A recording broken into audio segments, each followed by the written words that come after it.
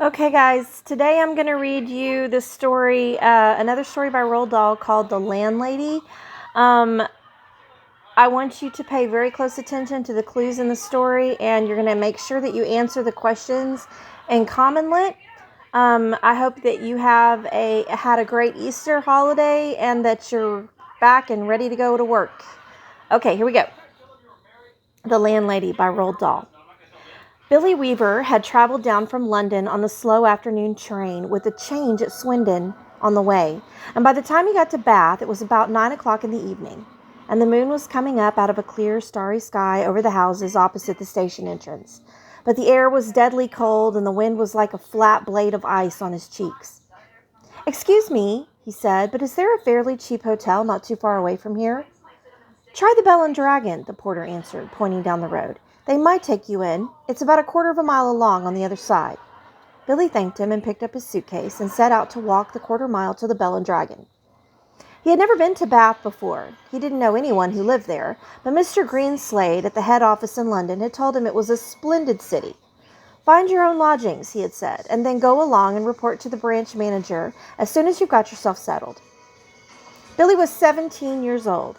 He was wearing a new navy blue overcoat, a new brown Trilby hat, and a new brown suit, and he was feeling fine. He walked briskly down the street. He was trying to do everything briskly these days.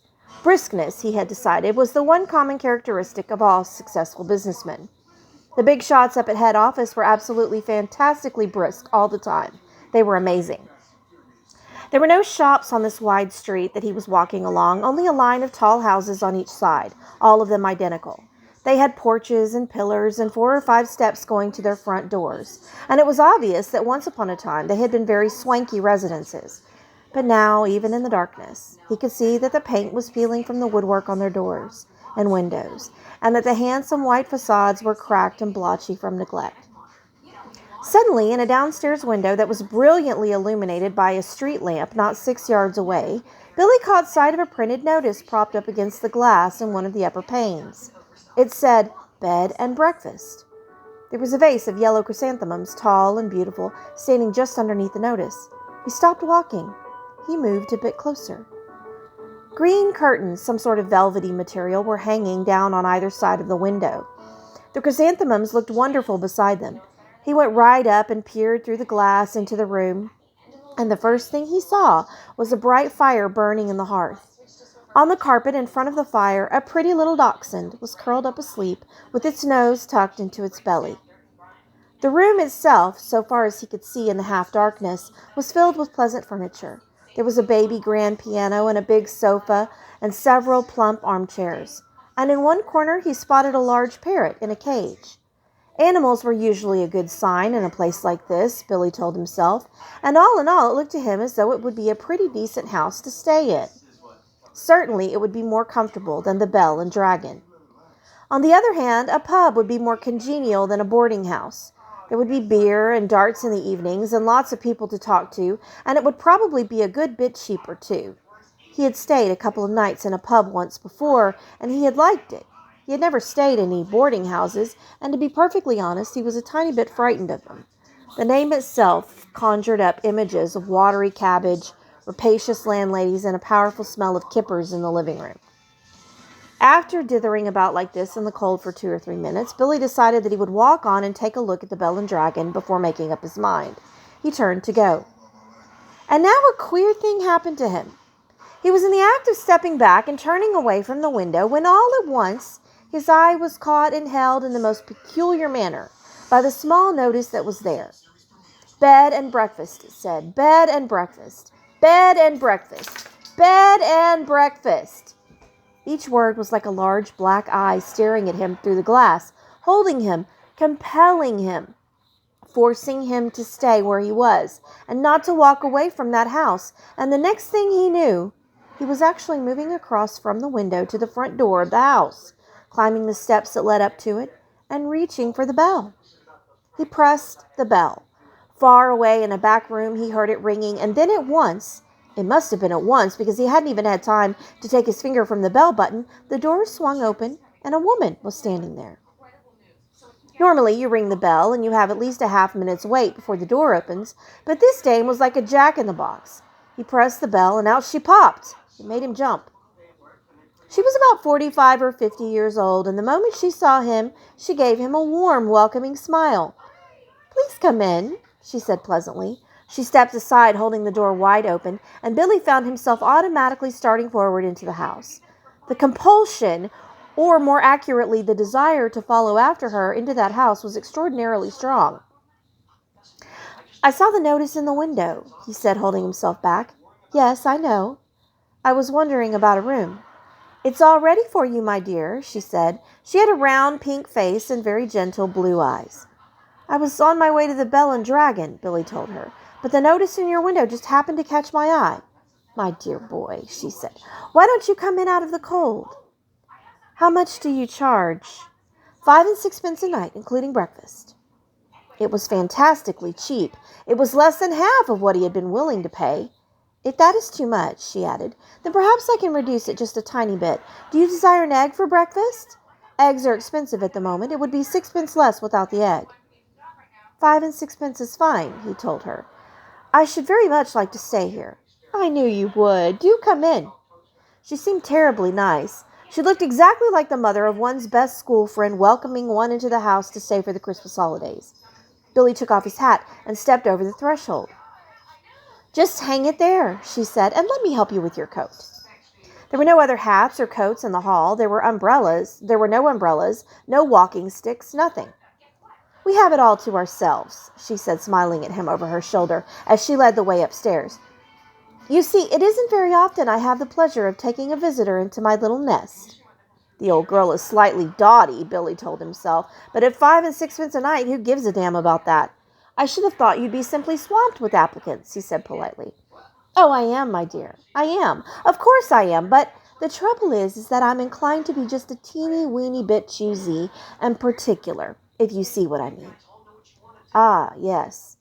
But I'm always ready. Everything is always ready, day and night in this house, just on the off chance that an acceptable young gentleman will come along. And it is such a pleasure, my dear, such a very great pleasure, when now and again I open the door and I see someone standing there who is just exactly right." She was halfway up the stairs, and she paused with one hand on the stair rail, turning her head and smiling down at him with pale lips. "Like you," she added, and her blue eyes traveled slowly all the way down the length of Billy's body to his feet, and then up again. On the first floor landing, she told him, "This floor is mine." They climbed up a second flight. "And this one is all yours," she said. "Here is your room. I do hope you'll like it." She took him into a small but charming front bedroom, switching on the light as she went in. "The morning sun comes right in the window, Mr. Perkins. It is Mr. Perkins, isn't it?" "No," he said, "it's Weaver." "Mr. Weaver. How nice. I put a water bottle between the sheets to air them out, Mr. Weaver. It's such a comfort to have a hot water bottle in a strange bed with clean sheets. Don't you agree? And you may light the gas fire at any time if you feel chilly."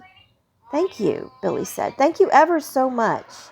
He noticed that the bedspread had been taken off the bed and that the bedclothes had been neatly turned back on one side, all ready for someone to get in. "I'm so glad you approve." "And so glad you appeared," she said, looking earnestly into his face.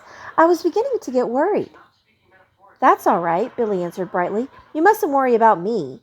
He put his suitcase on the chair and started to open it. "And what about supper, my dear? Did you manage to get anything to eat before you came here?" "I'm not a bit hungry, thank you," he said. "I think I'll just go to bed as soon as possible, because tomorrow I've got to get up rather early and report to the office." "Very well, then. I'll leave you now so that you can unpack. But before you go to bed, would you be kind enough to pop into the sitting room on the ground floor and sign the book? Everyone has to do that because it's the law of the land, and we don't want to go breaking any laws at this stage in the proceedings, do we?" She gave him a little wave of the hand and went quickly out of the room and closed the door. Now, the fact that this landlady appeared to be slightly off her rocker didn't worry Billy in the least. After all, she was not only harmless, there was no question about that, but she was also quite obviously a kind and generous soul. He guessed that she had probably lost a son in the war or something like that and had never got over it. So a few minutes later, after unpacking his suitcase and washing his hands, he trotted downstairs to the ground floor and entered the living room. His landlady wasn't there, but the fire was glowing in the hearth, and the little dachshund was still sleeping in front of it. The room was wonderfully warm and cozy. "I'm a lucky fellow," he thought, rubbing his hands. "This is a bit of all right." He found the guest book lying open on the piano, so he took out his pen and wrote down his name and address. There were only 2 other entries above his on the page, and as one always does with guest books, he started to read them. One was a Christopher Mulholland from Cardiff. The other was a Gregory W. Temple from Bristol. "That's funny," he thought suddenly. "Christopher Mulholland. It rings a bell. Now, where on earth had he heard that rather unusual name before? Was he a boy at school? No. Was it one of his sister's numerous young men, perhaps? Or a friend of his father's? No, it wasn't any of those." He glanced down again at the book. Christopher Mulholland, 231 Cathedral Road, Cardiff. Gregory W. Temple, 27 Sycamore Drive, Bristol. As a matter of fact, now he came to think of it, he wasn't at all sure that the second name didn't have almost as much of a familiar ring about it as the first. "Gregory Temple," he said aloud, searching his memory. "Christopher Mulholland. Such charming boys," a voice behind him answered, and he turned and saw his landlady sailing into the room with a large silver tea tray in her hands. She was holding it well in front of her and rather high up, as though the tray were a pair of reins on a frisky horse. "They sound somehow familiar," he said. "They do? How interesting. I'm almost positive I've heard those names before somewhere. Isn't that queer? Maybe it was in the newspapers. They weren't famous in any way, were they? I mean, famous cricketers or footballers or something like that?" "Famous," she said, setting the tea tray down on the low table in front of the sofa. "Oh, no, I don't think they were famous. But they were extraordinarily handsome, both of them. I can promise you that. They were tall and young and handsome, my dear. Just exactly like you." Once more, Billy glanced down at the book. "Look here," he said, noticing the dates. "This last entry is over 2 years old." "It is?" "Yes, indeed. And Christopher Mulholland's is nearly a year before that, more than 3 years ago." "Dear me," she said, shaking her head and heaving a dainty little sigh. "I would never have thought it. How time does fly away from us all, doesn't it, Mr. Wilkins?" "It's Weaver," Billy said. Weaver. "Oh, of course it is," she cried, sitting down on the sofa. "How silly of me. I do apologize. In one ear and out the other. That's me, Mr. Weaver." "You know something," Billy said, "something that's really quite extraordinary about all of this?" "No, dear, I don't." "Well, you see, both of these names, Mulholland and Temple, I not only seem to remember each one of them separately, so to speak, but somehow or other, in some peculiar way, they both appear to be sort of connected together as well, as though they were both famous for the same sort of thing, if you see what I mean, like Dempsey and Tunney, for example, or Churchill and Roosevelt."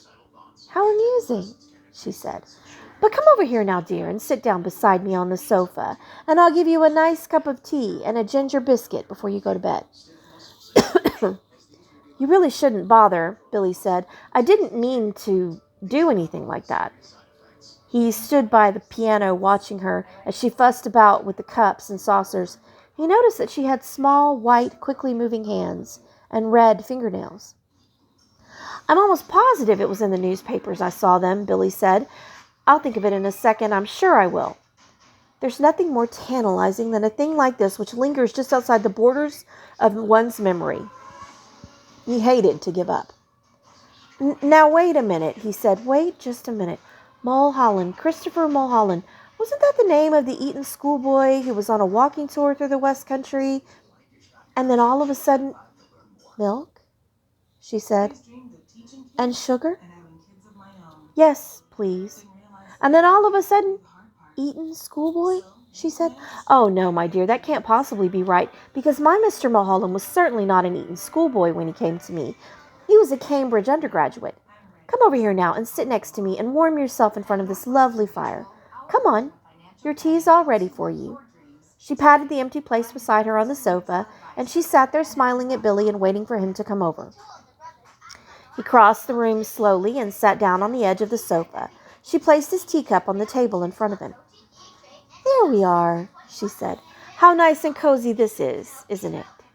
Billy stared, sipping his tea. She did the same. For half a minute or so, neither of them spoke, but Billy knew that she was looking at him.